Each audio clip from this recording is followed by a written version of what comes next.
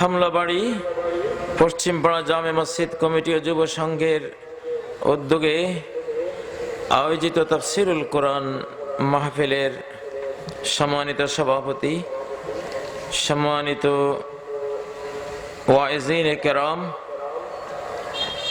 আইম্মাতুল মাসাজিদ, উলামাউল উম্মাহ, সর্বস্তরের সম্মানিত বেরাদারানে ইসলাম, পর্দার অন্তরালের সম্মানিতা মাদারানে ইসলাম, আল্লাহ তাবারাকা ওয়া তাআলার দিকে মোতাওয়াজ্জহ হচ্ছি তাওহীদবাদী হয়ে, একত্ববাদী হয়ে, শিরিক বর্জনকারী হয়ে, যিনি এই আকাশ এ জমিন সৃষ্টি করেছেন। সম্মানিত ভাইগণ, দীর্ঘ সময়ব্যাপী কোরআন ও সুন্নাহর বক্তব্য আপনারা শুনেছেন। সর্বশেষ মন ভোলানো একটি তিলাওয়াত আপনারা শুনতে পেয়েছেন। যারা এখানে আল্লাহর পক্ষে কথা বলে গেছেন, আল কোরআনের জ্ঞানের ফলগুধারা প্রবাহিত করে গেছেন, আল্লাহ তাদের সবাইকে এর উত্তম বিনিময়ে দুনিয়া আখিরাতে দান করুন।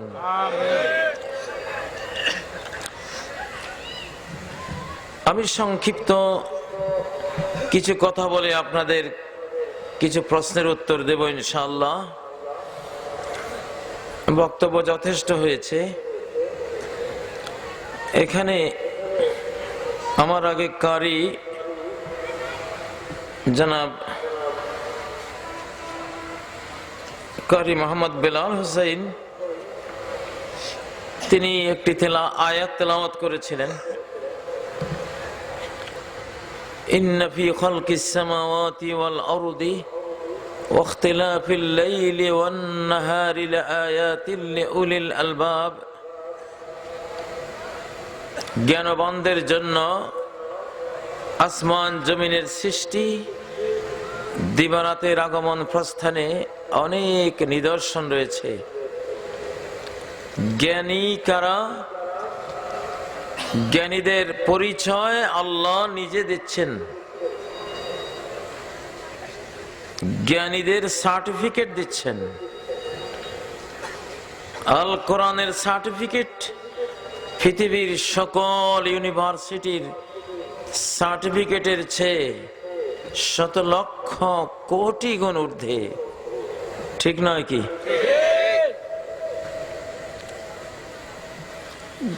আল্লাহ তাআলা বলছেন জ্ঞানী কারা? আল্লাযীনা ইয়াযকুরুনাল্লাহা কিয়ামান ওয়া কুউদা, যারা আল্লাহর জিকির করে, আল্লাহকে স্মরণ করে, আল্লাহ থেকে আগত জ্ঞান চর্চা করে। জিক্রুল্লাহ মানে যেমন আল্লাহর জিকির, তাসবিহ পড়া আল্লাহর জিকির, সালাত পড়া আল্লাহর জিকির, হজ করা আল্লাহর জিকির। আল্লাহ থেকে আগত যে কোনো আদেশ নিষেধ মেনে চলা প্রত্যেকটাই জিক্রুল্লাহর অংশ।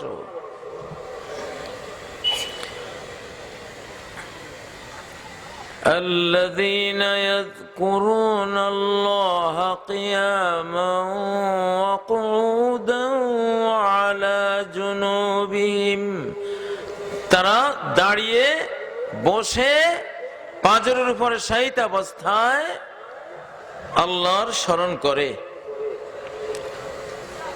আর কি? وَيَتَفَكَّرُونَ فِي خَلْقِ السَّمَاوَاتِ وَالْأَرْضِ, আসমান জমিনের সৃষ্টি নিয়ে তারা চিন্তা, গবেষণা, স্টাডি করে।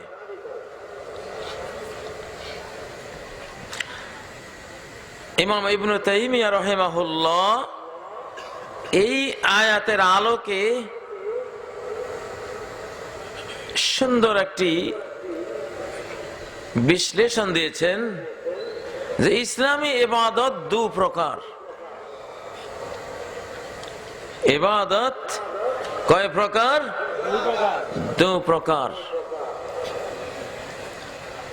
এই আয়াত থেকে বোঝা গেল, একটা হলো ইবাদত দ্বীনিয়া, আর একটা হলো ইবাদত কাউনিয়া তাফাক্কুরিয়া। একটা হলো ধর্মীয় ইবাদত, জিকির, তাসবিহ, তাহলিল, সালাত, সিয়াম, যাকাত, হজ ইত্যাদি, এগুলি ধর্মীয় ইবাদত। কি ইবাদত? ইসলামে দ্বিতীয় ইবাদত যেটা, সেটা ভাবার ইবাদত, আসমান জমিন নিয়ে গবেষণা করার ইবাদত। وَيَتَفَكَّرُونَ فِي خَلْقِ السَّمَاوَاتِ وَالْأَرْضِ, আসমান জমিন নিয়ে তারা চিন্তা ভাবনা করে। এটি বিশাল ইবাদত। সালাতের কথা যদি 82 বার থেকে থাকে আল কোরআনে, 400 বার এসেছে পানির কথা, শত শতবার এসেছে আকাশ মাটির কথা। আজকের মুসলিমরা এই দ্বিতীয় ইবাদত আমরা ভুলে গেছি। বিশ্ব নিয়ে চিন্তা গবেষণা করা, আসমান জমিন নিয়ে স্টাডি করা, এটা আমরা ভুলে গেছি। অথচ মহাকাশ গবেষণা, এটি মুসলিমদের অবদান। জিওলজি, ভূতত্ত্ব বিজ্ঞানের গবেষণা মুসলিমদের অবদান। ভূগোল, আমরা বিজ্ঞানের যে কোনো শাখায় ঢুকলে দেখবো সব পাগড়িধারী ফাদার অফ সায়েন্স। বর্তমান যুগের কম্পিউটার সায়েন্সের ফাদার হলো মুসা আল খারেজমি, আফগানিস্তান অঞ্চলের। এবং কম্পিউটার সায়েন্সের নাট বল্টুগুলো খারেজমিয়াত নামেই পরিচিত এখনো।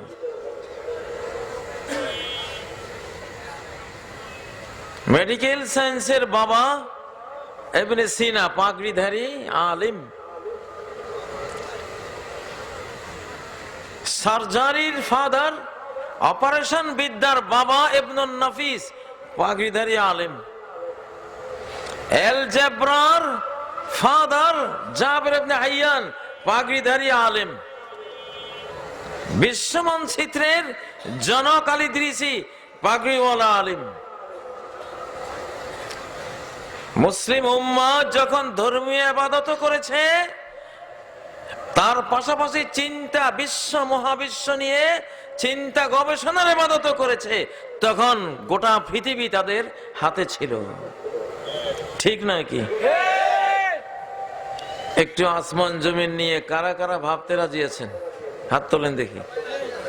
মাশাআল্লাহ, হাত নামান।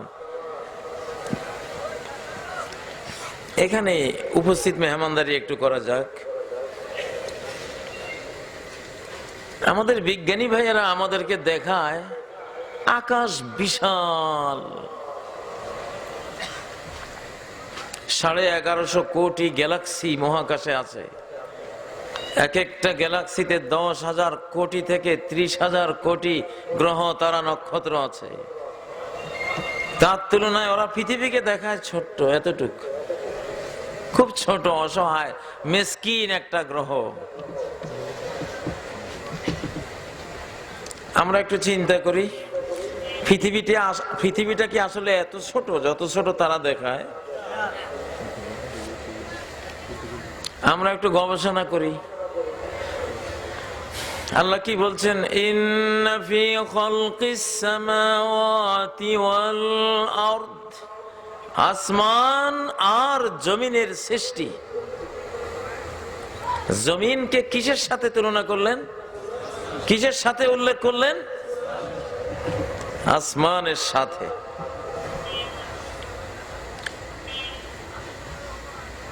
আসমানটা এত বিশাল, জমিনটা এত ছোট,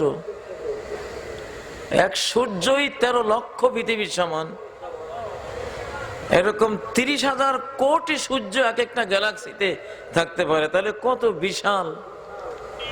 কিন্তু জমিনটা তার তুলনায় তো কিছুই না। কেউ যদি বলে আমি হিমালয় পর্বত দেখেছি আর বদনা দেখেছি, হিমালয় পর্বত দেখেছি আর বদনা দেখেছি, এটা হলো? আমাদের বিজ্ঞানী ভাইয়েরা যেভাবে যে ভাষায় বলেন, সেই হিসাবে যেন আল্লাহ কোরআনে বলতেছেন যে মহাকাশ এটা তো হিমালয় পাহাড়ের একটা সাপোজ উদাহরণ দিলাম, মহাকাশের বিশালতার তুলনায় পৃথিবীকে তারা যত ছোট দেখায় এটা বদনার সমান নাকি? মহাকাশ সমূহ আর বদনার সৃষ্টিতে অনেক নিদর্শন রয়েছে। কেমন শোনায়? তোমরা গবেষণা করে বের করবা, তোমাদেরকে দায়িত্ব দিলাম যে আসলে পৃথিবীটা এত ছোট কিনা। আমার সন্দেহ লাগে এত ছোট না। তাহলে মহাকাশের সাথে এত ছোট পৃথিবীর উল্লেখটা বড়ই বেমানান। আল্লাহ তাআলা এমন বেমানান কাজ করেন না। যেমন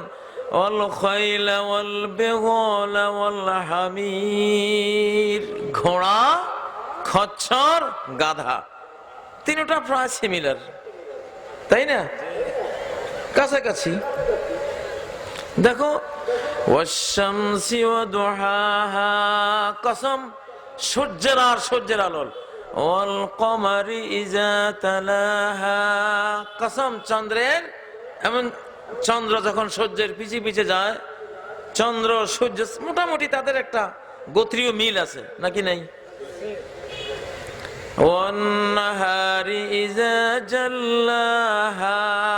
কসম দিনের, দিন যখন সূর্যকে আলোকিত করে দেখায়,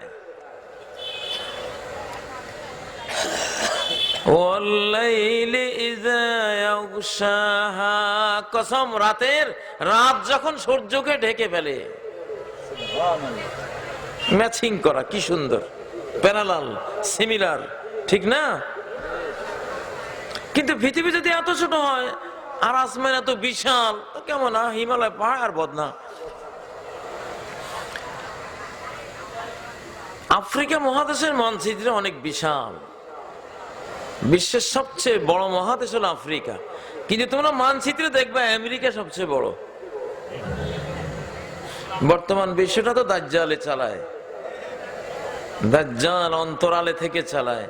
সামনে আত্মপ্রকাশিত হবে, এখন অন্তরালে আছে। আম্মা দাজ্জাল ফাশাররু গায়বিন ইউনতাজার।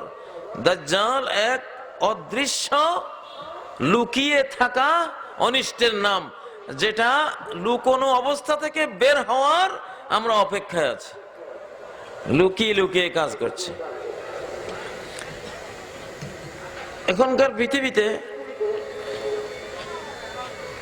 অনেকে দাজ্জালের বান্দা, কিন্তু বুঝে না। আব্দুদ দাজ্জাল, উব্বাদুদ দাজ্জাল, দাজ্জালের ইবাদতকারী, দাজ্জালের গোলাম, স্লেভ অফ দাজ্জাল, কোটি কোটি, শত শত কোটি আছে এখন পৃথিবীতে, কিন্তু ওরা টের পাচ্ছে না।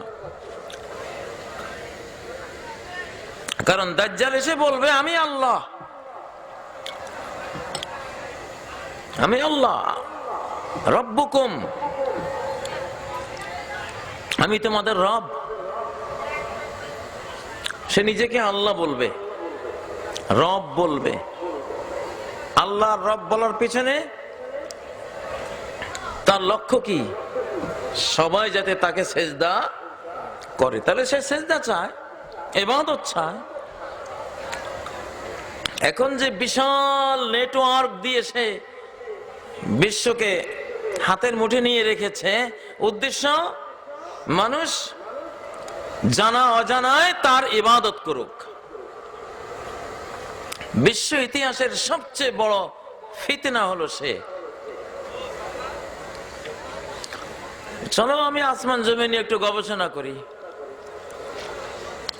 আমি একটি আয়াত এই বছর নিয়েছি তোমাদেরকে জানাবার জন্য, সূরা তালাকের 12 নম্বর আয়াত, যেখানে আল্লাহ বলেছেন, আল্লাহ তিনি যিনি 7 আসমান সৃষ্টি করেছেন, ওয়া মিনাল আরদি মিসলাহুন, এবং 7টি আকাশের মতো 7টি পৃথিবীও সৃষ্টি করেছেন। অনুরূপ আকাশ যতগুলি, পৃথিবীও ততগুলি। এটা কিন্তু ইবাদত। এই গবেষণাটা কি? ইবাদত।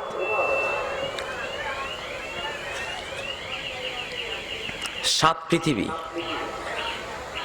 7টা পৃথিবী কোথায় আছে কে বলতে পারবা? আমাদের এই পৃথিবীর ভিতরেই, একটির নিচে একটি, একটির নিচে একটি।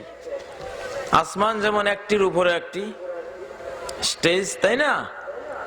প্রথম আকাশ, দ্বিতীয় আকাশ, তৃতীয়, চতুর্থ, পঞ্চম, ষষ্ঠ, সপ্তম। মাটির পৃথিবীও এত বিশাল পৃথিবী, এর পেটের ভিতরে আরো 6টি পৃথিবী আছে। কে বলেছেন এটা? ওয়ামিনাল আরদি মিসলাহুন, আসমানগুলির মতো জমিনও আল্লাহ সৃষ্টি করেছেন। মান যালামা কিদা শিবরিন মিনাল আরদি তুওয়াকাহু মিন 7 আরদিন। বুখারীর হাদিস, 1 বিঘত জমি যদি কোনো ভাই তার বোনের জবরদখল করে, ওয়ারিশি সম্পত্তি না দিয়ে ভাই খেয়ে ফেলে, বা যে কোনো আইলের পাশে তোমার জমির পাশের লোকটা তোমার 1 বিঘত যদি জবরদখল করে, যে কোনো ভূমি কেউ যদি আরেকজনেরটা 1 বিঘত জোর জবর করে দখল করে, তুওয়াকাহু মিন 7 আরদিন, 7টা পৃথিবী কিয়ামতের দিন ওই পরিমাণ তার গলায় ঝুলিয়ে দেওয়া হবে। আরেক বর্ণনায় বুখারীতে আছে, খুসিফা বিহি মিন 7 আরদিন, 7 তবক জমিনের নিচে তাকে তলিয়ে দেওয়া হবে।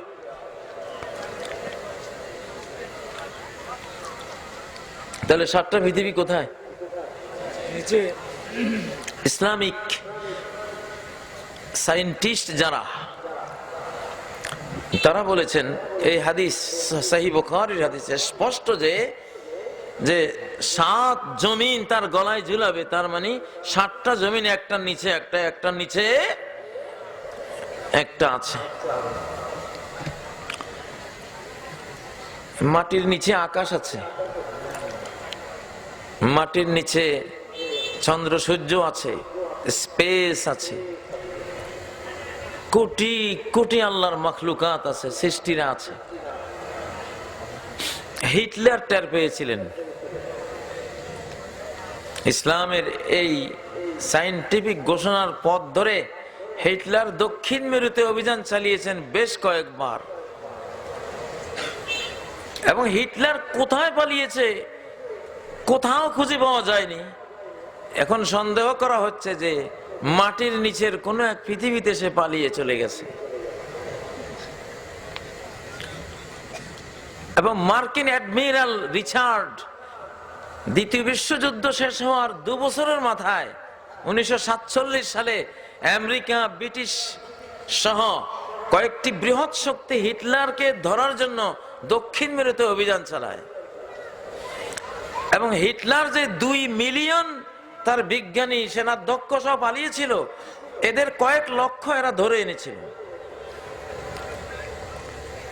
হিটলার বলতো দক্ষিণ মেরুর ওই পাশে সুড়ঙ্গ পথ দিয়ে ঢুকলে মাটির নিচে বিশাল এক সাম্রাজ্য, আমেরিকা মহাদেশের চেয়ে বড়,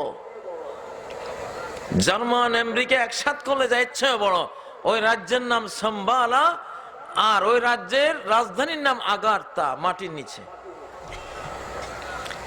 কি যে সুন্দর সে পৃথিবী! হিটলারের বার্লিন জাদুঘরে হিটলার লিখে গেছেন, পাকপাখালি, গাছ গাছালি এবং পাহাড়, নদী, ঝর্ণা, ফলমূল, শস্য শ্যামলা, অদ্ভুত এক কাণ্ড। আল্লাহু আকবার! আমরা মৌলভী সাহেবরা বা মুসলিমরা জন্মসূত্রে জ্ঞানের মহারাজ, এই কোরআনের কারণে। বিজ্ঞানের নাট বল্টু পড়া ছাড়াই আমরা মহাবিজ্ঞানী, ঠিক না কি? মিয়ানমারে একটা হ্রদ আছে, lake, the lake of no return. 1923 সালে এটা মানুষ খুঁজে পেয়েছে, the lake of no return. এই লেকে একবার যে ঢুকে আর ফিরে আসে না। স্থানীয় অধিবাসীরা বলে এই লেকের অপর প্রান্ত থেকে বিশাল জনসংখ্যার কলকাকলি কলরব শুনতে পাওয়া যায় রাতে লেকের ভিতর থেকে।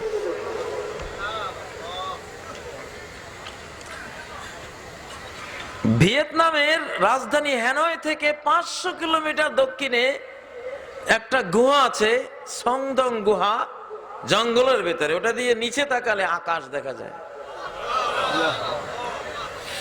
সানুরিহিম আয়াতিনা ফিল আফাক। আল্লাহ বলছেন আমি কিয়ামতের আগে মানব জাতিকে দেখাবো আমার কোরআনের এক একটি আয়াত, এর বাস্তব নমুনা আমি দেখাবো। আল্লাহ দেখাচ্ছেন। আমি আজকে সকালে দেখেছি চীন সাম্প্রতিক একটি গুহা আবিষ্কার করেছে। গুহার নামও আছে, ইউটিউবে দেখবেন। সে গুহার নিচে সূর্যের আলো। হিটলার যে রাজ্যের কথা বলে গেছেন, এটা কোরআনিক তথ্য। আমাদের মহাকাশ বিজ্ঞানী, ভূতত্ত্ব বিজ্ঞানী ইবনে আব্বাস রাদিয়াল্লাহু তাআলা আনহু, father of geology, father of কে? রাইসুল মুফাসসিরিন ইবনে আব্বাস। উনি বলেছেন এই আয়াত সূরা তালাকের 12 নম্বর আয়াতের ব্যাখ্যায় বলেছেন, লাউ আখবারতুকুম বিতাফসীরিহা লাকাফারতুম। আমি যদি আয়াতের ব্যাখ্যা করি তোমরা কাফের হয়ে যাইবা। কারণ মাটির নিচে আরো 6 পৃথিবী, এটা বললে তোমাদের এই ভোঁতা মাথায় ধরবে না। অযথা বলবা ইবনে আব্বাস পাগল হয়েছে।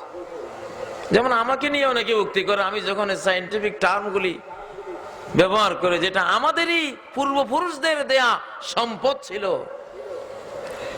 কিন্তু আহা, আজকের মুসলমান নিজের সম্পদটাই নিজেরা চিনে না। কাজী সাহেব এগুলি কোত্থেকে বলে?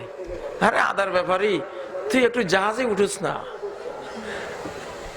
7 সাগরের মাঝে হোস না, তারপরে বুঝবি যে এগুলি কোত্থেকে পাওয়া যায়। ইবনে আব্বাস বলেন, 7টা পৃথিবী আছে, ফিহা নবিয়ুন কানবিয়িকুম। প্রত্যেকটি পৃথিবীতে তোমাদের নবীর মতো এক একজন নবীও আছেন।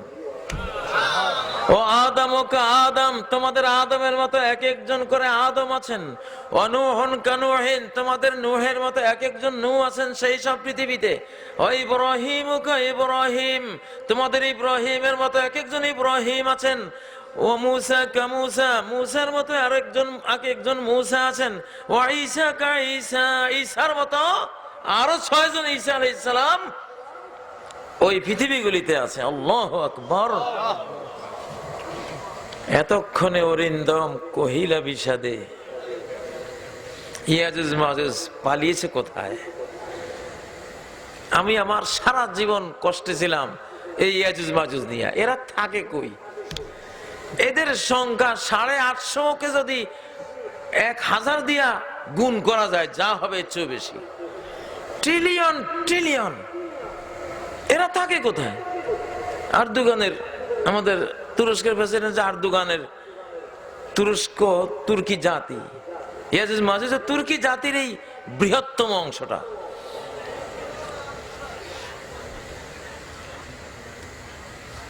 এরা মাটির নিচের পৃথিবীতে গিয়ে লুকিয়েছে। জুলকারনাইন বাদশাহ আর্মেনিয়া আর আজারবাইজানের মাঝখানে এদের যে সুড়ঙ্গের মুখটা ছিল, যেখান দিয়া এরা বের হতো, ওইটা তিনি সিলগালা করে দিয়েছেন লোহার পিতল দিয়া। আজআল বাইনাকুম ওয়া বাইনাহুম রাদমা, আমি তোমাদের আর ওদের মাঝে একটা রদম নির্মাণ করে দেব। রদম বলা হয় একটার উপরে একটা, একটার উপরে একটা। যেমন কাপড় ছিঁড়ে গেছে, একটা তালি দিলাম, তালিটাও ছিঁড়ে গেছে, দ্বিতীয় তালি দিলাম, দ্বিতীয় তালি ছিঁড়ে গেছে, তৃতীয় তালি দিলাম, সেটাও ছিঁড়ে গেছে, চতুর্থ তালি দিলাম। এটাকে বলে রদম, সাওবুন মুরাদ্দাম, একটার পর একটা, একটার পর একটা তালি দেওয়া কাপড়। তো একটার পর একটা, একটার পরে একটা দিয়ে বন্ধ করতে হয় কোন সুড়ঙ্গের মুখ। লোহা ফেলতে ফেলতে ফেলতে ফেলতে সুড়ঙ্গের মুখ বন্ধ। ইয়াজুজ মাজুজ মাটির নিচে আছে।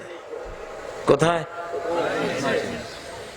এই জন্য তাদের ব্যাপারে সূরা আম্বিয়ার ৯৬ নম্বর আয়াতে আল্লাহ বলেছেন, ওয়াহুম মিন কুল্লি হাদাবিন ইয়ানসিলুন, এরা প্রত্যেক উঁচু জায়গা থেকে নিচ থেকে বেরিয়ে আসবে। হাদাব মানে উঁচু জায়গা, কার তুলনায় উঁচু? ইয়াজুজ মাজুজের তুলনায় উঁচু, কারণ তারা কোথায় আছে? নিচে আছে। পিঁপড়া যেমন পাখা গজালে গর্ত থেকে বেরিয়ে আসে, ওরা যেদিন সুযোগ পাবে সব নিচ থেকে উঁচু পৃথিবীর এসব প্লেট ভেদ করে সব বেরিয়ে এসে গোটা পৃথিবীর সব পানি পান করে নিঃশেষ করে ফেলবে। এখনকার 850 কোটি মানুষ মিলে পদ্মা নদীর পানি পান করলে শেষ করতে পারবে? কিন্তু ইয়াজুজ মাজুজ গোটা পৃথিবীর পানি পান করে শেষ। কি পরিমাণ সংখ্যা! এবার তার সন্তান সন্ততি নাতি পুতি 10 লক্ষ যখন হয় তখন, আর আপনারা মারা যান কখন? বিয়ের আগেই তো। এখন ভাই ধন্যবাদ, শুকরান, ভালোই বলছে। আপনারা তো 10 লাখ তো দূরে থাক, বিয়ের আগেই কবরে। আপনাদের জনসংখ্যা ইয়াজুজ মাজুজের জনসংখ্যা তুলনা হয়? যাই হোক, মাটির নিচে আরো 6টা পৃথিবী আছে। এটা টের পেয়েছে প্রথম আধুনিক বিশ্বের হিটলারের ক্ষেপণাস্ত্র প্রযুক্তি সে মাটির নিচের ওদের থেকে আনছে। এটা পৃথিবীতে কেউ জানতো না। পারমাণবিক প্রযুক্তি ওদের থেকে আনছে, সন্দেহ করা হচ্ছে। এই জন্য হিটলার এত উন্নত ছিল, দ্বিতীয় বিশ্বযুদ্ধের সময় গোটা বিশ্বের বিরুদ্ধে যুদ্ধ বাঁধিয়েছিল। এবং হিটলারকে মেরে ওই প্রযুক্তি, বা হিটলার পালিয়ে যাওয়ার পরে ওই প্রযুক্তি লাভ করেছে আমেরিকা। এই জন্য আমেরিকা বিশ্বের মধ্যে এত উন্নত। এবং ওরা দক্ষিণ মেরুকে ঘোষণা করেছে সামরিক জোন, এখানে নো অ্যাডমিশন, কোনো অনুমতি নাই কারো যাওয়ার। ক্যা? নাসা মহাকাশ স্টেশন বানিয়ে চাঁদের দিকে ঠেলো আমাদেরকে, তোরা ওইদিকে যাই, দিকে যাইস না। এদিকে তো বিশাল রাজ্য, সাম্রাজ্য, সম্পদে ভরা আরো 6টা পৃথিবী, ওরা একা ভোগ করতে চায়। এই জন্য আমাদেরকে মহাকাশ স্টেশনে নিয়ে কয় তোরা উপরের দিকে যা, নিচের দিকে যাইস না। আমরা ইনশাল্লাহ নিচের দিকে রওনা দিলাম। নিচের দিকে কি আছে খুঁজে বের করবো ইনশাল্লাহ। বের হবে, বের হচ্ছে। এই জন্য পৃথিবীটা এত ছোট না। এবং অ্যাডমিরাল রিচার্ড বলেছেন অ্যান্টার্কটিকের পরে আরেকটা মহাদেশ আছে যেটা লুকিয়ে রাখা হয়েছে। 12টা রাষ্ট্র ওরা জানে, 12টা রাষ্ট্র মিলে এটা ভাগ বটারা করবে, ভাগ করবে, এই জন্য কাউকে জানতে দেয় না, যেতেও দেয় না। এটা আরবিতে একটা ডকুমেন্টারি আছে, নাম হলো ওয়াসাইকি আন ইখতিফাই হিটলার। হিটলারের লুকিয়ে যাওয়ার, হারিয়ে যাওয়ার ডকুমেন্টারি। কেউ যদি মৌলানা থাকেন আরবিতে লিখবেন ওয়াসাইকি আন ইখতিফাই হিটলার। এটা সার্চ মারলেই আমি যে কথাগুলি বলছি, এই কথাগুলির অনেকগুলি ওখানে পাবেন। আমি তো বিভিন্ন উৎস থেকে নেই, যাক সবটা ওখানে পাবেন না। তো একটু গবেষণা করলাম, এবার প্রশ্ন দেন, কি বলেন? মহাজাগতিক ইবাদত একটু করে নিলাম। এবার ধর্মীয় ইবাদত করি, ওযু গোসলের মাসালা। রিকোয়েস্ট আছে হুজুর মানে খালি ওযু গোসল বিয়ে তালাক এগুলি। কাজী মানি ম্যারেজ রেজিস্টার। আরে কপাল, কাজী মানি হলো জাস্টিস, জজ, কাদিউল কোদাত, চিফ জাস্টিস। সেই জাস্টিসকে বেইজ্জত করার জন্য ব্রিটিশরা আমাদেরকে বানিয়েছে কি ম্যারেজ রেজিস্টার। আস্তাগফিরুল্লাহ। একজন জজ বুঝি বসে বসে খালি বিয়ে শাদী লিখবে। এই আজকের মুসলমান খালি আমিন জোরে বলা আর আস্তে বলা আর বুকে হাত নাভির নিচে রফিয়ে দেন। কয়টা নিয়ে যে মারামারি। কিসের মহাকাশ গবেষণা করবা তোমরা? রফিয়ে দেন গবেষণা করতে করতেই তোমাদের কিয়ামত কাছে। 1450 বছর হলো এখনো আমিনের মাসলাই তোমরা সমাধান করতে পারলা না। হাত কোথায় বাঁধবা এইটাই তোমরা বুঝলা না। মহাকাশ কি বুঝবা? হ্যাঁ, কি বুঝবা বলো? প্রস্রাব করার পরে বসে বসে সাফ হওয়া জরুরি না 60 কদম হাঁটা, এই মাসলা এখনো হল করতে পারলা না। হায় রে কপাল মুসলমানের। কোন টাউনের বাজারের মসজিদে গেলে এক একজন প্রস্রাবখানায় গিয়ে 10 মিনিট 20 মিনিট বসে থাকে। আরে কপাল, ইমাম সাহেব মুনাজাত সহ দিয়া বিদায় হয়ে গেছে। ये मुसलमान है जिन्ही देख के शर्माए यहूद। এমন মুসলমান হইছি আমাদেরকে দেখলে ইহুদিদের লজ্জা লাগে।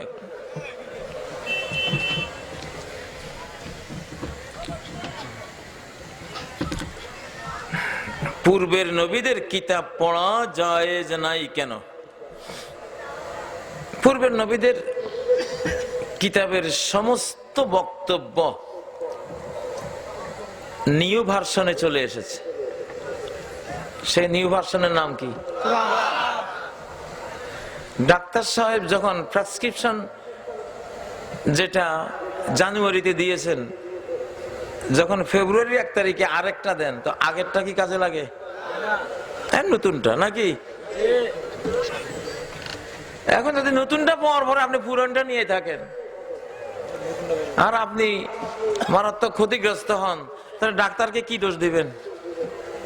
নতুন তো দেওয়াই হয়েছে যে পুরানটা ইনক্লুড এটার ভিতরে, এখন আর পুরানটা দিয়ে চলবে না। মুসাদ্দিকুল লিমা বাইনা ইয়াদাইহি, কোরআনের আগে যা কিতাব ছিল সবগুলোর অ্যাটেস্টেশনকারী ফার্স্ট ক্লাস গ্রাজুয়েটেড অফিসার হলো আল কোরআন। ঠিক না?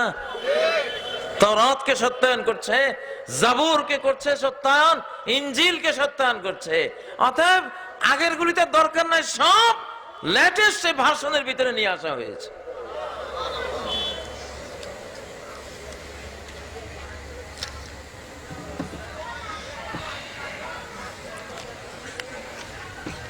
সৌদি আরব কর্ম করতে গিয়ে হজ করলে হজ হবে কি? তা সৌদি আরবে না হলে আমেরিকা যান।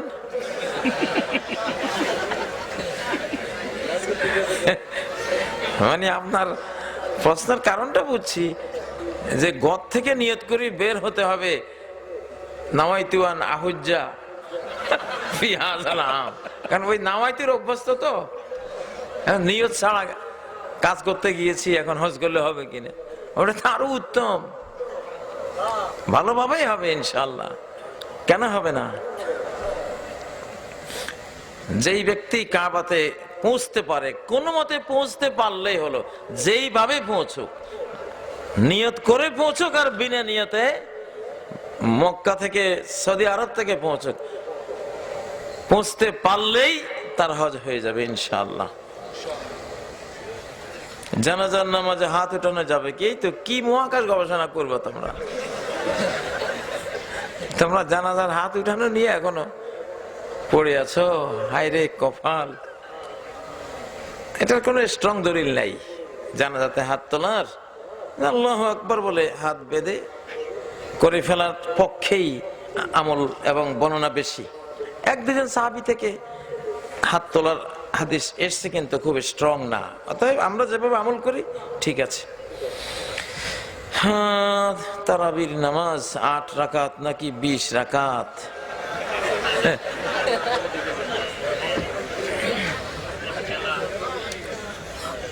ভাবছিলাম তোমাদেরকে নিয়ে আসমান জমিনে একটু ঘুরবো, কিন্তু সেই ছাত্ররা কই। তারাবির নামাজ 8 রাকাত হইলে হয়, 20 রাকাত হয়, 30 রাকাত পড়লেও হয়, 60 রাকাত পড়লেও হয়, মন চাইলে 100 রাকাতে পড়েন, আরো ভালো। এখানে রাকাতের কোনো ফাংশনে নেই,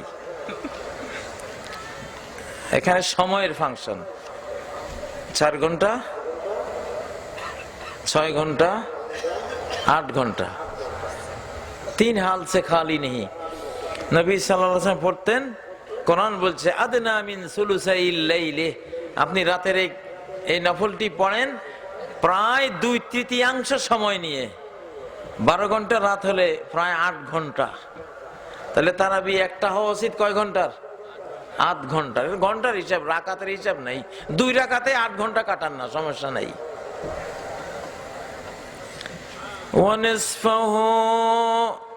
আরেক তারাবি অর্ধরাত, 12 ঘন্টা রাত হলে কয় ঘন্টা?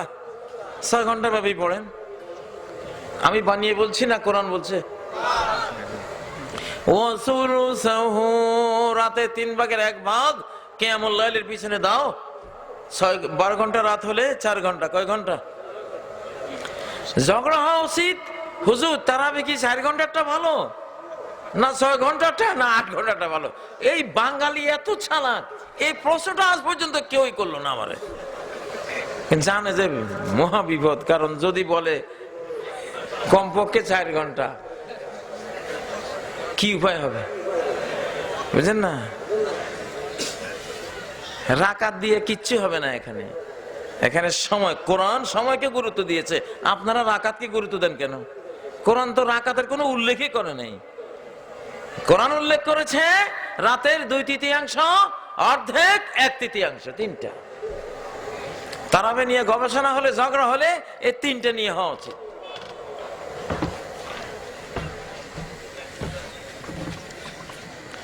রুকু থেকে ওঠার পর নিয়ত বাঁধা যাবে কি? আরে মুসলমান, হাত তোলারে মনে করছে নিয়ত বাঁধা। এখন বুঝি সামি আল্লাহু লিমান হামিদা নাওয়াইতু আন উসাল্লি লিল্লাহি 4 রাকাত, এটা রুকু থেকে ওঠার পর নিয়ত বাঁধা। রুকু থেকে ওঠার পর রফিয়াদাইন করা যাবে কিনা, হাত তোলা যাবে কিনা, এটা প্রশ্ন। মন চাইলে তুলবেন, সুন্নাহ, এটা আছে। 56 জন সাহাবী বর্ণনা করেছেন, কোনো সমস্যা নেই। আবার হানাফি ওলামারা বুঝেছেন না তুললে চলে। এগুলি ছোটখাটো বিষয়, যার যার বুঝের উপরে আমল করবে। বুঝটা সহি হইলে আপনি 2 সওয়াব পাবেন, ভুল হইলেও 1 সওয়াব পাবেন। আর মারামারি করলে জাহান্নামে যাবেন। এগুলি ভুল করলেও 1 সওয়াব, শুদ্ধ করলে 2 সওয়াব। ইজতাহাদাল হাকিম, কোন বিষয়ে ফয়সালা দানকারী যদি ইজতিহাদ গবেষণা করে, ফাসাব, এবং সঠিকটা যদি বের করতে পারে, ফালাহু আজরান, সে ডাবল সওয়াব পাবে। রসগোল্লা কয়টা খাবে সে? 2টা। ওই নাখতা, আর যদি ভুল করে ফালাহু আজরুন, তাহলে সে 1টা। রসগোল্লা কয়টা? তাহলে আপনার লস কি? আপনি মারামারি করেন কি? এগুলি করা যাবে না। আমিন জোরে বললেও জান্নাতে যাবে, আস্তে বললেও জান্নাতে যাবে ইনশাআল্লাহ। বুকে হাত বদলেও জান্নাতি, নিচে বদলেও জান্নাতি। এরা রফিয়াদান করলেও জান্নাত, না করলেও কি জান্নাত। আল্লাহ যে কত রহমান রাহিম। তিরমিজির মধ্যে একটি হাদিস, নবীজি বলেন যে আল্লাহ তাআলা কিয়ামতের দিন বলবেন, আখরিজু মিনান নার মান যাকারানি ইয়াওমান আও খাফানি ফি মাকাম। জাহান্নাম থেকে ওই ব্যক্তিকে বের করে আনো যে জীবনে মাত্র 1 দিন আমার কথা মনে করেছিল। আল্লাহু আকবার। আর কি চান? আও খাফানি ফি মাকাম, অথবা তার গোটা জীবনে একখানে শুধু আমারে একটু ভয় পাইছিল। তারে বের করে আনো জাহান্নামতে, জান্নাতে দাও।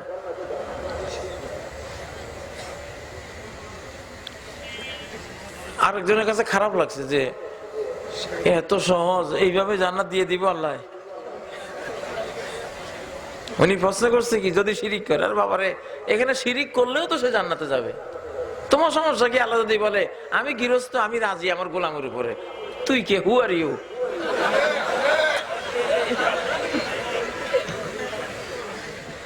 হ্যাঁ, শিরিক আমরা করব না, শিরিকের উপরে মরলে জাহান্নামের হুমকি আসছে, কিন্তু আল্লাহর উদাহরণতায় বলছে এই হাদিসে, জীবনে একবার যে আল্লাহকে ডেকেছে, জীবনে কোনো এক জায়গায় আল্লাহকে ভয় পেয়েছে, আল্লাহ তাকেও জাহান্নাম থেকে বের করে আনবেন। সুবহানাল্লাহ।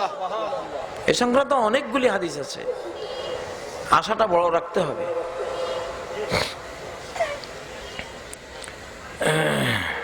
মাযহাব মানা জায়েজ নাকি না জায়েজ? মাযহাব মানে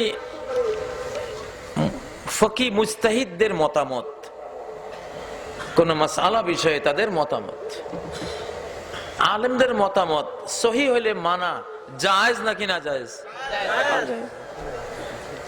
সমস্যা হয়েছে কি জানেন, মাযহাব বললে ভয় পায়, কি জানি কি মাযহাব, জানি কি, মামলেটের মতো আর কি। ইংলিশ ভদ্রলোক মাঝিকে বলতেছে, মাঝি ভাই নদীটা পার করে দাও না, মামলেট খাওয়াবো। মাঝি তো আনন্দে আত্মরা, ইস জীবনে খাই নেই, এই মামলেট কি জানি খাওয়াবে। যে হারের ভদ্রলোক, জিনিসটা তো ওই হারে হবে। কোন আর ভাড়াটা চাইনে নিয়ে গেছে, নদীর ওই পারে অনেক কষ্ট করে পার করে দিলেন। মাঝি নৌকা বেঁধে সাহেবের পিছে পিছে ছুটছে, মামলেট খাবে। তো উনি এক চা দোকানে ঢুকে ডিম একটা ফুস করে খাওয়ার জন্য পয়সা একটু দিয়া চলে গেছে। মেসিয়ার এনে ওরে দিল, ভাই আমার নাম মামলেট খাওয়াবার কথা, কোথেকে বাইরে আছেন? এটাই তো মামলেট। রে আমার খড়ের মুরগির ডিম এই লোকের কাছে আসে মামলেট হইলো, যদি বুঝতাম কোন পাগলে ওরে আনতো এখানে। এই যে মাযহাব নিয়ে মাযহাব মাযহাব কি যে হুলস্থুল, ওই মামলেটের মতো। মাযহাব কি না জানার কারণে কি জানি কি, কি জানি কি, কিচ্ছু না। মাযহাব মানে ওলামায়ে কেরামের কোন মাসালা বিষয়ের মন্তব্যগুলি। ইমাম আবু হানিফা কি মন্তব্য করেছেন, ইমাম শাফি কি মত দিয়েছেন, ইমাম আহমদ কি বলেছেন, এই মতগুলির একসাথ করলে কয় মাযহাব, আর কিছু না। এখন সহজ কথা, মতটা যদি সঠিক হয় মানবো, যদি সঠিক না হয় মানবো না। কিসসা মুখতাসার, জটিল কিছু আছে, কিন্তু না বুঝলে মামলেটের দশা হবে, যেটা হয়েছে বাংলাদেশে। এটা আরাউন নাস, মৌলভী সাহেবদের মতামত। সহিহ হলে আমরা মানবো। ইমাম আবু হানিফা, ইমাম শাফি, ইমাম মালিক, ইমাম আহমদ সবাই বলেছেন আমাদের মতগুলি শুদ্ধ হলে গ্রহণ করো, অশুদ্ধ হলে ফেলে দাও কোরআন সুন্নাহর আলোকে।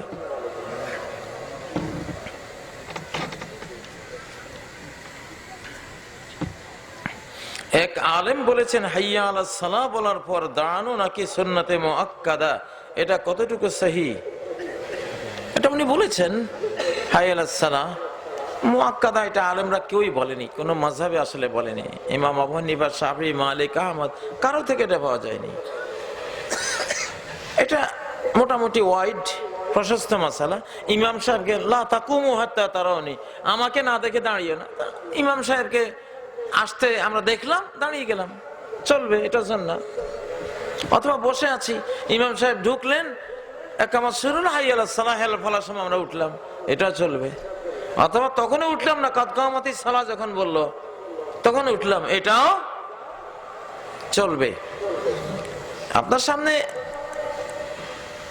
ডাইনিং টেবিলে রুই মাছ, শোল মাছ, কাতল মাছ সব দেয়া আছে, যেটা খান, বুঝেন না, একটা খাইলেই তো হইলো, তিনটা খাইলেও সমস্যা নাই। এগুলি অপশনেবল, এগুলি কি অপশনেবল আমল ইসলামের। এগুলি নিয়ে কোনো মারামারি রেষারেষি করা যাবে না।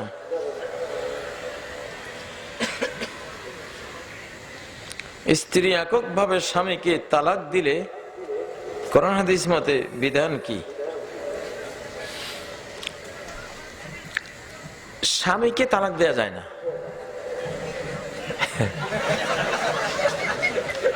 স্বামী কি বউ নাকি যে তুমি তালাক দিবা?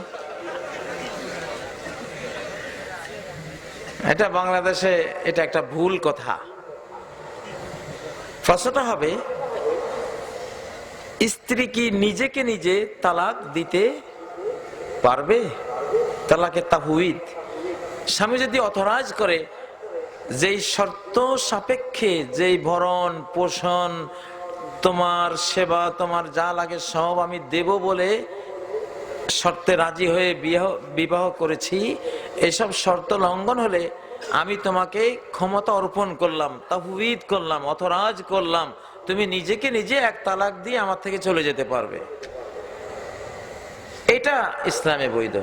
স্ত্রী নিজেকে নিজে তালাক দেবে। স্বামীকে তালাক দেয়া আজগুবি কথা। স্বামীকে তালাক দেওয়ার কোনো অপশন ইসলামে নাই। তল্লিকুহুন্না লিইদ্দাতিহিন্না, নারীদেরকে ছেড়ে দাও যদি তারা তোমার কাছে থাকতে আনইজি ফিল করে। ঠিক আছে, সে চলে যেতে চায়, তাহলে ছেড়ে দাও, তাকে ছেড়ে দাও। তল্লিকুহুন্না স্ত্রীবাচক সর্বনাম, হুন্না, বুঝেন না? তল্লাকতুমুন নিসা, নারীদেরকে তোমরা যদি তালাক দাও, ছেড়ে দাও। কোরআনে সর্বত্রই তালাক দাতা হবে পুরুষ, গ্রহীত হবে কে? কে? নারী। এটা বলা হয়েছে। তাল গাছ তাল দেবে না, আপনি গাছকে তাল দেবেন? তালটা দেয় কে? গাছ দেবে, তার কাছে এটা তার জিনিস, সে আপনাকে দেবে। এখন আপনি যদি বলেন আমি তাল গাছকে তাল দেয়া যায় আছে কিনা, এটা কেমন প্রশ্ন হইল? তাল গাছকে আপনি কি তাল দেবেন? হ্যাঁ, মহারানা খোলার সুরতে মহারানা সে ফেরত দেবে স্বামীকে, যেহেতু তোমার বিয়ের বন্ধনে আমি থাকতে চাই না, চলে যেতে চাই, তো ঠিক আছে মহারানাটা ফেরত দিলাম। সাবিত ইবনে কাইস, তার স্ত্রী তার থেকে চলে যেতে চেয়েছেন, নবীজি বললেন রুদ্দি আলাইহি হাদিকাতা, তাহলে সে যে মহারানা স্বরূপ তোমাকে একটা বাগান দিয়েছিল সেটা ফেরত দাও। তো তিনি বলেন ঠিক আছে, আমি ফেরত দিলাম। সহিহ বুখারীতে হাদিসটি এভাবে এসেছে। ইসলামকে শরীয়ত, তরিকত, হাকিকত, মারিফত, নকশেবন্দি, চিশতি, কাদেরি, মুজাদ্দেদি, আরো কিছু কর না, হানেফি, শাফিঈ, হাম্বলি, মালিকি, আরো যদি ভাগ করতে পারেন করেন। একটা লোটা পদ্ম আবিষ্কার করতে পারলেন না, আবিষ্কার করলেন কি? হাকিকত, মারিফত, শরীয়ত, তরিকত। এগুলি আপনারে বলছে কি আবিষ্কার করার জন্য? এগুলি তো আল্লাহর কাজ। কার কাজ? এটা উনি দিবেন, উনি যা দিবেন তা নিতে হবে। এত ভাগ বাটোয়ারা, এত তাকসিম, একটা সহজ জিনিসকে জটিল করে দেয়া। কোরআন মোটো এরকম জটিল করে নাই। কোরআন কি বলছে? সুম্মা জাআলনাকা আলা শরীআতিম মিনাল আমর, আমি তোমাকে দ্বীনের একটি শরিয়ার উপরে রেখে দিয়েছি। কি শরিয়া? এক কথা শেষ। দুধের ভিতরে ঘি আছে না? দুধের ভিতরে ঘি আছে না? ছানা আছে না? ল্যাকটোজেন আছে না? এখন যদি বলেন স্যার ল্যাকটোজেন কি, ছানা কি, ঘি কি, তারপরে ননি কি, এটা কি? আরে বাজি, তুই এক গ্লাস দুধ খাইয়ে ঘরে যাই শুয়ে থাক, তোর এক গ্লাস দুধের ননিও আছে, ল্যাকটোজেনও আছে, তোর এখানে কি আছে? ঘিও আছে, কি নেই? সবকিছু আছে। আমাদের শরীয়তের ভিতরে সবকিছু আছে। আলাদা আলাদা তুমি এটা খাইবা, ওটা খাইবা, এগুলি খাইতে গেলে জিন্দিগি শেষ হয়ে যাবে, তুমি কুল কিনারা কিছুই করতে পারবে না। একের ভিতরে সব সহজ। আমি স্বপ্নে প্রায়ই কোনো না কোনো অদ্ভুত শক্তির হাত থেকে বাঁচার জন্য আয়াতুল কুরসি পড়তে দেখি।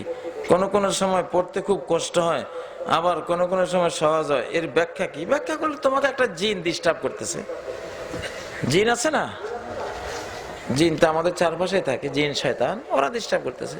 আয়াতুল কুরসি পড়ো, 3 কুল হাতে পড়ে গা মুছো, ওযু করে শো, সিনেমা দেখো না, টেলিভিশন দেখো না, আই লাভ ইউ করো না, তারপর অবৈধ পাত্রে এইসব খারাপিতে যেও না, আল্লাহ তোমাকে সেভ করবেন ইনশাআল্লাহ। আর যদি নিজে শয়তান হয়ে যাও তাহলে বাঁচতে পারবে না। আলম তারা আন্না আরসালনা আশ-শায়াতিন আলাল কাফিরিনা তাউযুহুম আযযা। দেখো না আমি অবিশ্বাসীদের বিরুদ্ধে শয়তানগুলিকে কিভাবে লেলিয়ে দেই। তুমি নিজে শয়তান হলে আল্লাহ তোমার বিরুদ্ধে জিন শয়তান লেলিয়ে দিবেন। কামা তাদিনু তুদান, যেমন কর্ম তেমন ফল। অতএব তুমি ফেরেশতা হও, শয়তান আপনা হতে ভাগবে। তুমি ভালো মুমিন হও, শয়তান পালাবে। বিয়ের পর যদি জানা যায় মেয়ের প্রেম ছিল, তখন কি করা যায়?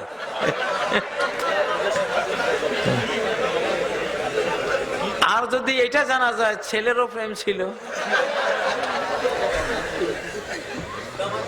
আচ্ছা বিয়ের পর যদি জানা যায় মেয়ের প্রেম ছিল, মেয়ের প্রেমটা কার সাথে হয়? তাহলে দোষটা শুধু মেয়ে দিলে কেন? দোষ তো তোমারও। প্রেম তো সে তোমার মতো কোন ছেলের সাথে করছে, তোমরাই করছো। আমাদের যুগে তো এগুলি ছিল না। আমাদের যুগে আমরা চিন্তা করতাম মেয়েটা কানা ট্যাগরা না কি না অন্য কি, কিন্তু জীবনে কোনোদিন আমরা স্বপ্নেও কল্পনা করি না যে প্রেম টেম ছিল কিনা। এই নোংরামি ছিলই না সমাজের মধ্যে। আর নোংরামি তোমরা করো। আমরা তো আমাদের জীবনে কোনো মেয়ের সাথে প্রেম করিনি। আমরা জানি আরেকজনের স্ত্রীকে নষ্ট করা মহাপাপ। এই মেয়েটা কারো না কারো স্ত্রী হবে, তারা নষ্ট করাটা মহাপাপ। তো কেন এটা আমরা করতে যাব? যুবকরা মেয়েদেরকে নষ্ট করো না, আর মেয়েরা যুবকদেরকে নষ্ট করো না, শেষ। তাহলে তো তোমরা সচ্চরিত্রা পবিত্রা একটা স্ত্রী পেতে পারো।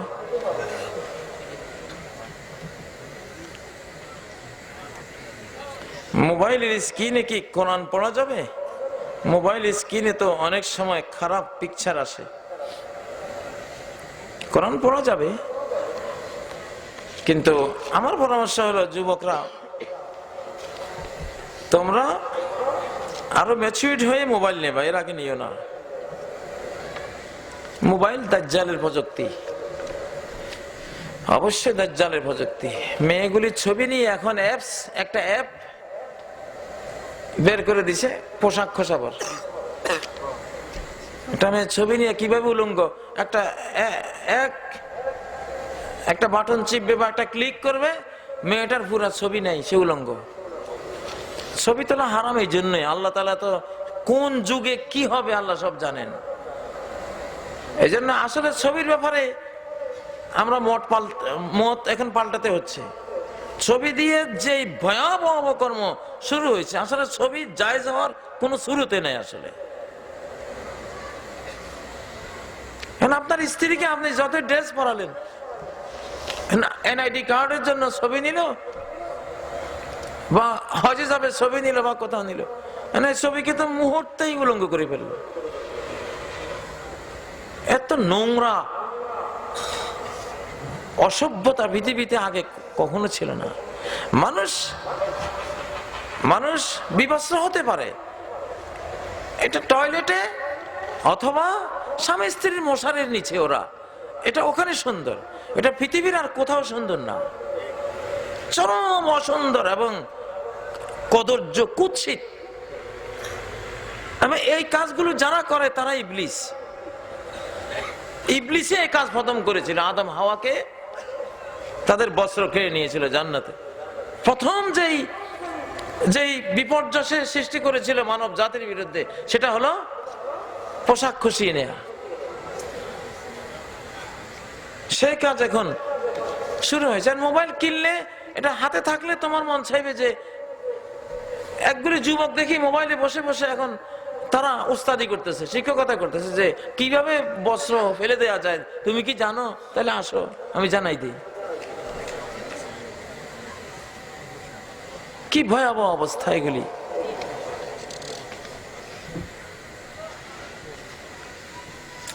ইসলাম ধর্ম এবং রাষ্ট্র আলাদা, এটা কি ঠিক? ইসলাম ধর্ম এবং রাষ্ট্র আলাদা। আল্লাহ তো বলেছেন ইন্নী জাইলুন ফিল আরদি খলিফা, আমি একজন খলিফা বানাবো, আমার খেলাফত, আমার হুকুম হাকাম তিনি পালন করবেন। কোথায়? জমিনে। তাহলে জমিনে তো রাষ্ট্র, জমিনটাই কি রাষ্ট্র। বোঝা গেল রাষ্ট্রের সাথে খেলাফতের বিধান অঙ্গাঙ্গী ভাবে জড়িয়ে আছে। আমি 1 মণ সরিষা আনলাম, ফেলার জন্য তো একটা জমিন লাগবে নাকি? জমিন নিয়ে আমি ফেলবো কোথায়? কোরআন আসছে, কোরআন এটা চর্চার জন্য, কায়েমের জন্য তো একটা রাষ্ট্র লাগবে নাকি? রাষ্ট্র নেই, কোরআন থাকবে কোথায়? এটা কায়েম হবে কোথায়? সামনে ইমাম মাহদী এসে বুঝিয়ে দিবেন যে রাষ্ট্র আর কোরআন আলাদা না এক জিনিস। মায়ের ছোটে সবার ব্রেন খুলে যাবে ইনশাআল্লাহ। কিছু ছাত্র আছে মায়ের না খাইলে বুঝে না। বহু ছাত্র পড়াইছি তো, কিছু বলাবেন আছে, এখন তো মারাও যায় না। আগে দেখতাম আর কি, মায়ের বেত তুললে কয় হুজুর বুঝছি বুঝছি, বেত তুললেই বুঝে। তো ইমাম মাহদীর মায়ের খেয়ে যারা এখনো বুঝে না, ইমাম মাহদীর মায়ের খেয়ে তারা বুঝবে যে রাষ্ট্র আর কোরআন আলাদা না এক জিনিস। এটা আমি বুঝাতে পারবো না, আমি এটা ইমাম মাহদীর জন্য রেখে দিলাম প্রশ্নটা, ঠিক না? এটা বুঝাইতে হলে লোহা লাগবে। কি লাগবে? লোহা লাগবে। সূরা হাদিদ আছে না, দিন বুঝাবার জন্য একটা কোরআন কিতাব লাগে আর হাতে একটা লোহার দণ্ড লাগে, ক্ষমতা লাগে, না হলে বুঝে আসে না। রাত আসলে গভীর হয়েছে। প্রশ্ন যেই কটা দিয়েছি আমার মনে হয় আপনারা যেভাবে দিচ্ছেন এইভাবে চলবে না, কারণ প্রতি রাতেই তো আমরা ঘুম মারতে হয়, ঘুম মারতে মারতে আমাদের জান সারা। আপনারা তো 1, 2 রাত 3 রাত ঘুম মারলে আপনাদের চলে, কিন্তু আমরা তো পারি না। 12টায় মাহফিল শেষ করে বাসায় যেতে যেতে 5টা, 6টা, 7টা, 8টা বাজে। এইভাবে তো কুল্লাইলা প্রত্যেক রাত। তো এই জন্য আসলে, আর তাছাড়া এখন কয়টা বাজে? 11:30। আলহামদুলিল্লাহ, 11:30 হলো শীতকালে 11:30, গরমকালের 1টা, ঠিক না? তো রাত গভীর হলে ফজর কাজা হয়, গুনাহগুলি বক্তার হয়, যে বক্তা সাহেব দেরি করে ছেড়েছেন, ফজর কাজা হয়েছে। অতএব কথা লম্বা করবো না আজকে। আল্লাহ তাআলা আমাদের, আমরা যেটুকু বলেছি ওয়াজ কম হয়নি। আশরাফি সাহেব অনেক জজবাওয়ালা ওয়াজ করে গেছেন, আলহামদুলিল্লাহ। এগুলি এক বক্তার ওয়াজ মনে রাখতে পারলেই এনাফ। আল্লাহ তাআলা আমাদের গুনাহগুলি ক্ষমা করে দেন, মাহফিল যারা আয়োজন করেছেন তাদের ক্ষমা করে দেন। আর কাফারাতুল মজলিস দোয়াটি পড়ে আমরা যাই। সুবহানাকাল্লাহুম্মা ওয়া বিহামদিক, আশহাদু আল্লা ইলাহা ইল্লা আনত, আস্তাগফিরুকা ওয়া আতুবু ইলাইক। আল্লাহুম্মা আমিন। ربنا آتنا في الدنيا حسنة وفي الآخرة حسنة وقنا عذاب النار.